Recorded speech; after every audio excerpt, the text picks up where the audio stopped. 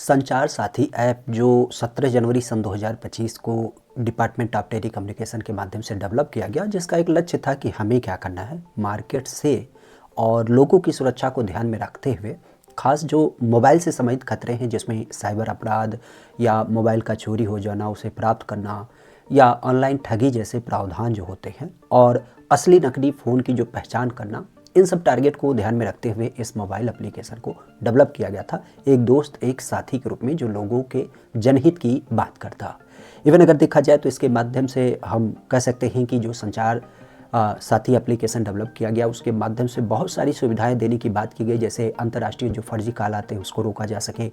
IMEI number से आप phone के वेरीफाई कर सकें कि वो असली है या फिर नकली है। कई बार आपने देखा होगा कि मार्केट में लोग चोरी वाला फ़ोन सेल कर देते हैं, तो उससे बचने के लिए और जो फर्जी कह सकते हैं साइबर अपराध के दृष्टिकोण से आने वाले फर्जी कॉल या फिर मैसेज होते हैं, उनको ब्लॉक करने की बात करी गई। तो इन सारी सुविधाओं को ध्यान में रखते हुए इस एप्लीकेशन को डेवलप किया गया। लेकिन आज इसको लेकर के एक बहुत बड़ा बवाल विपक्ष के द्वारा कह सकते हैं उठाया गया मुद्दा है, जिसमें हम कह सकते हैं कि डिपार्टमेंट ऑफ टेली कम्युनिकेशन के ही माध्यम से सोमवार को एक मैंडेटरी आदेश जारी किया गया, जिसमें ये बात रखी गई कि जितने भी अब नए फ़ोन आपके डेवलप किए जाएंगे डेवलपर्स के द्वारा, तो 90 दिनों के भीतर उसमें क्या करना पड़ेगा, ये संचार साथी एप्लीकेशन को मैंडेटरी डाउनलोड प्री इंस्टॉल करके रखना पड़ेगा। इवन जो पुराने फ़ोन हैं उसमें क्या करना पड़ेगा, उसमें भी अपडेट के माध्यम से डालना पड़ेगा।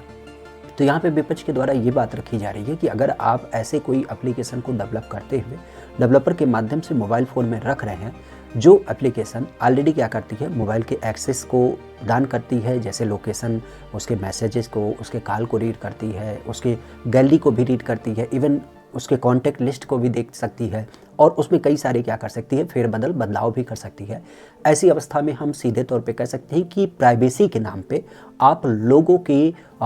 निजता पर हनन कर रहे हैं और उनकी जो मौलिक स्वतंत्रता है उसको छीनने का प्रयास कर रहे हैं। इसी बात को जब बड़े जोर शोर से उठाया गया, तो आज वर्तमान जो हमारे संचार मंत्री हैं उनके द्वारा ये स्पष्ट रूप से कहा गया कि ये जो एप्लीकेशन है वो आपका अवेलेबल तो होगा मोबाइल फ़ोन में, लेकिन आप चाहें तो इसे इंस्टॉल भी कर सकते हैं, अनइंस्टॉल भी कर सकते हैं और इसे एक्टिवेट या डीएक्टिवेट भी कर सकते हैं। आपकी क्या राय इस संचार साथी एप्लीकेशन को लेकर के कि वाकई में ये मददगार एप्लीकेशन है या फिर कोई जासूसी संबंधित सॉफ्टवेयर है?